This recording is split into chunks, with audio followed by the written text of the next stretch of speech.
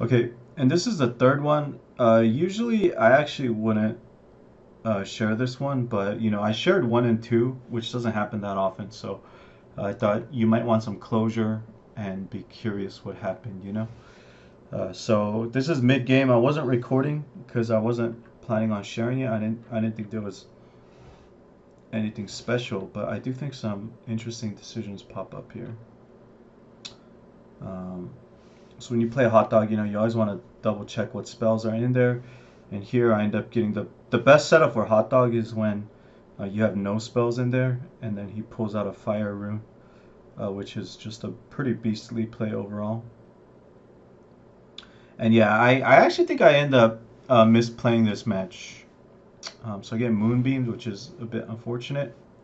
And the thing I want to draw your attention to in this game is you see this uh, 4-3 Zoomy with Rush plus the Frost Claw plus the Speed Boots. That's actually a 14 damage on demand on turn 8. So at this point, I'm trying to focus on my games like really hard. Sometimes when I'm autopiloting, I don't notice the God combos like this. But this is a really sick combo to be holding. And so at this point, I am aware of it. And so I don't want to break up this combo willy nilly. And I actually think this turn's pretty interesting too against Int Wiz. Int Wiz is a scumbag degenerate combo. It's going to have a ton of removal here. So ideally, I want to play cards that pay for themselves. I call them floaters from the Yu-Gi-Oh days. So, because another thing too is Waterline is a card that will kill two of my 2 drops at once. So this 4-1 here is a floater, like it would replace itself if destroyed. But I decided to play both of them because I don't think I have that many uh, strong spells in the graveyard right now. Headcase is a really good card in this matchup. So ideally you want to pump Headcase to like 3 off the bat, but I think I only have 1 mana spells in here. So I decided to make this play. I think it's fine. And opponent plays. I really hate this card too as an agility player. I hate seeing it, but I get a really good card off of Right Knight. And I think for sure here, you just want to play the Mantis and just push it face.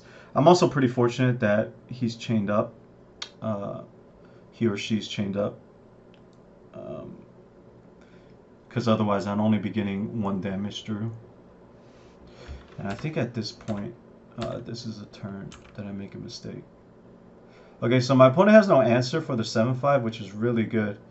And I actually haven't analyzed this spot yet, because I ended up panicking and making a play in game, and uh, I don't think it's the right play. Because what I end up doing is I end up breaking every combo piece. You know this combo with Zumi that I mentioned?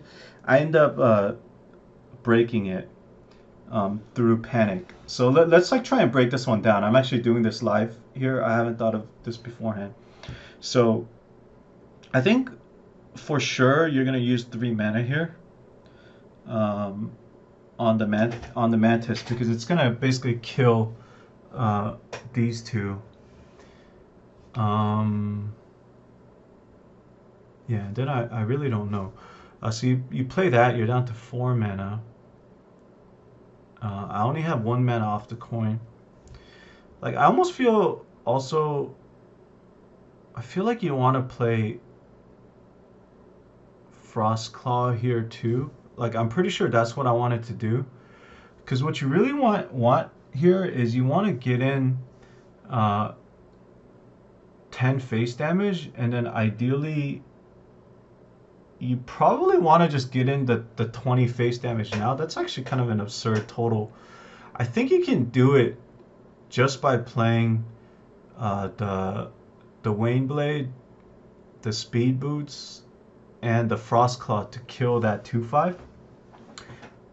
Yeah, I actually think that's a pretty good line. And then you wouldn't have any more mana to coin out anything, so that would leave the 1/3. But he couldn't answer it the turn before. Um, Yeah, I think that's the only way to get in that much damage. I feel like that's kind of the play here. But let's see what I did. So you play Waneblade, you kill some of the stuff. Oh, actually, you know what you could do? You could play the Frostclaw before, and then oh, okay, and then that would do extra damage because of Frostclaw. So then it would get withered, and then you could kill it and take no face damage, and you would still have the 2/3 as well. So that swings it even better to where it's like a super clear play. But I think I just kind of run out of time here, and what ends up happening is I Zoomy, 4 mana, and then I don't get to use the Frostclaw or the boots here, which was my kill combo if you remember. So I really want to get the 10 face damage in here, but I really want to get in the 20 face here. Because if you take that alternate line that I just came up with, then you would have the Zoomy in hand too, with your opponent being at 6. So, yeah. This line's not that bad. I mean, I keep the 2/3 as well, but uh, I think anytime you can do 20 face damage in one turn, you have to do it. And that would have been the same result, except I'm basically trading a speed boots for a Zoomy, basically. And at this point, when this 10-2 died, I was kind of sad, because I know Int Wiz has a really strong late game, but I don't think, I think my opponent's in big trouble here though, because Headcase is insanely good in this matchup, and then uh, I have the speed boots, and he knows I have the speed boots, which can't be a great feeling. So I think I end up montaging here and then developing the head case, and then my opponent's in a lot of trouble. It's really hard for them to deal with a board this sturdy. I end up getting defragmented, but I think at this point I know I won the game. I think I just win the game outright right here with the Frostclaw boots combo. So yeah, I thought that turn was pretty interesting with the Mantis. I spent a lot of time breaking that one down. But yeah, actually, let's do a quick. Let's see if is my line actually better. I mean, I would love to hear your comments too. These are the spots I find like really difficult, especially when I'm not like fully focused. They're pretty hard to play, but I mean it's like really complex and stuff. But I think one thing you can do here to make your life a bit easier is like you're playing this 3 no matter what. Also, ideally, you're thinking of these things like as the turn is developing. I don't do that enough because a lot of times I'll be browsing on my phone or fooling around. But then every now and then you get into turns like these where they're like really hard. Yeah, so I think Frostclaw the 2/5, play the boost, swing face, and then speed boots for the 10 face damage. I think that should probably be a better line.